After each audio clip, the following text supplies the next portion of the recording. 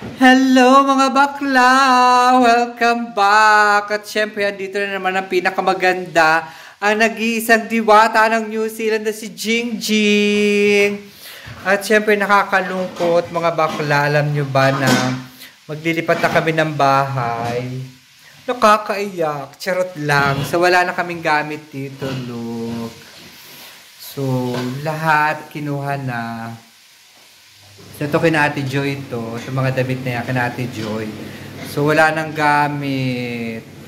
So, puntahan natin yung kwarto ko. Wala na siyang laman. Nakakaloka, aray. So, wala na. As in, nakakaloka. Wala na siya. Wala nang gamit. Mga baklo. So, kailangan namin maglipat ng bongga. So, ito na yung last day namin dito sa shut-over. So, magluluto lang kami ng hapunan dahil kauuwi ko lang mga bakla. Diba? So, syempre, dito si Kenneth nagluluto din. Ang ganda-ganda. So, yon mga bakla. Nakakalungkot. Diba? Kasi maraming memorable ba tawag doon? Memories. Maraming memories dito. Yung mga ginawan tiyanak ni Kenneth. Maraming tiyanak ang dito. Uuha tuwing gabi. Mami!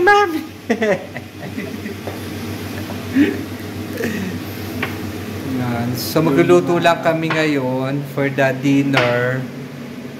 Nakakalungkot, mamimiss ko yung mga ibon kasi lagi namin binibigyan ng yan. Binibigyan namin ng pagkain. Nakakalungkot, diba mga bakla? So yung mga bakla, syempre, puntahan naman natin yung bago naming lilipatan. O diba, bongga? So ito mga bakla. Siyempre, dito na ako sa bago naming bahay, di ba? At siyempre, pakita ko muna sa inyo. Medyo magulo pa kasi hindi pa siya masyadong maayos kasi naglilipat nga kami. So, hindi pa namin na-arrange ng bonggang-bongga. So, pakita ko muna sa inyo ng bongga! So, ito yung aming kitchen. Magulo pa. Siyempre, si Kuya Vic. Kuya Vic! Kasi binatulo, hinahanap ni Kuya Vic kung nasan yung natagas na tubig. So, ito yung aming kitchen na magulo pa kasi nag-arrange pa kami. So, ito yung aming banyo. So, yan, may pahalaman si Kuya Vic. So, ito yung aming sala. So, meron din kaming chimenea. So, mamaya hanapin natin si Princess Sarah. Paglilinisin ko ng chimenea. So, yan o, diba? Kasi malamig. So, kailangan may apoy. Kasi winter. Yan, hanapin natin si Princess Sarah. So, puntahan natin yung mga kwarto. So, ito yung kwarto ni Kuya Vic na magulo pa din kasi nag-a-arrange pa siya. Ayan. So, ito naman kina Ate Joy. So, ito hanapin natin si Princess Sarah. Ito yung aming kwarto. Princess Sarah! So, siya si Princess Sarah. Pagdidinisin natin babaya ng chimenea. So, nag-share kami ni Kenneth ng kwarto kasi masyado na mahal. Kasi 350 per week. So, hindi ko na kaya. So, ito na yung aking kwarto. Diba? Kalat-kalat. Hi, Luigi! So, yan, maliit lang yung aking kwarto. As in, tas kita-kita yung labas. So, diba? Ang ganda. Ang ganda ng view ko. So, ito yung aking kwarto. Siyempre, ang aking TV. Siyempre, nandyan. Ito yung aking sampayan ng mga panlamig. Tapos yung aking wardrobe. So, hindi ko na pinalagyan ng pintuan kasi hindi ko siya mabubuksan. So, ang ganda-ganda rin ng aking view kasi yan o, diba? Kitang-kita dito. So, ito yung aming backyard. Ganda-ganda talaga ng view ko dito, 'di ba, mga bakla? Diba? Ayan, dito na pala si Princess Sarah. Nagluluto din siya. So, ito yung aming dining, laundry, sala set. Siyempre, labas tayo ng bongga. So, ito yung aming kapitbahay. Maraming lalaki, puro pogi. So, ito medyo makalat pa dito. Aayusin daw to. Para at least meron magandang tambayan. O diba masyado pa magulo. And then, maghahalaman ako dito sa part na yan. Lagyan ko siya ng maraming rose. Diba, mga bakla? So, diba, ang ganda-ganda. Tapos, ay si Kuya Vic paalis. Ang ganda na sasakyan ni Kuya Vic, diba? Ang bongga na sasakyan ni Kuya Vic. Paalis kasi si Kuya Vic eh.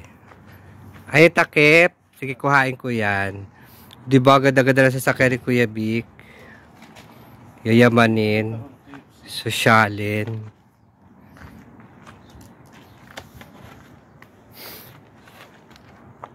Tapos, yan, magtanim kami ni Kuya Vic dito.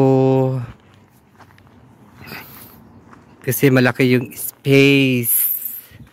Ito, sasakyan ng Kuya RJ. Tapos yung bilyaran, hindi ko alam kung sa ilalagay. Tinakloban ng plastic para hindi siya mabasa.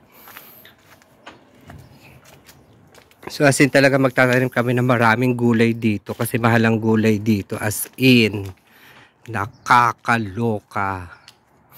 So itong punong ito, dahil winter, wala siyang dahon. Peras siya. Kaya pagdating ng spring, tsaka ng summer, magkakaroon siya ng bunga. Libre na ako sa peras. Diba? Tapos ang ganda-ganda pa ng view. Diba mga baklosh? Diba? More hour na tayo dito sa sa labas, sa backyard. May sampayan pala dito. So makakapagsampay ako ng bongga doon. Tapos ito likod namin yan, daycare siya. Doon sa mga hindi ba alagaan ng mga bata. Diyan dinadala pag kami trabaho yung kanilang mga magulang. Diyan iniiwanan yung mga bata. Malamig. Kakaloka. Tapos ang ganda-ganda ng bahay nila dito sa kapitbahay namin dyan. May nakatira dyan na 4 na afam. So, dito sa bahay na to, one of these days, makikipag-friendship ako doon sa mga afam. O, di ba? Alam nyo na mga bakla. Siyempre, yung aking mga tanim na mga strawberry. So, sana maging friendship ko dito yung mga afam. Parbongga. May pupuntahan ako eh. Sana maging friendship ko yung mga afam. Yan, dyan sila nakatira, yung mga afam. 4 sila. Hindi ko alam kung anong mga lahi. Kaya, i-friendship ko sila. Diba? So, ayan mga bakla, kung nagustuhan nyo ang video ito, please don't forget to subscribe and hit the bell button notification para updated kayo sa aking mga susunod na mga videos. At syempre, palike na rin po. Ayan. Lagi nyo pong tatandaan at lagi ko po sinasabi, MYMP, make your mama proud.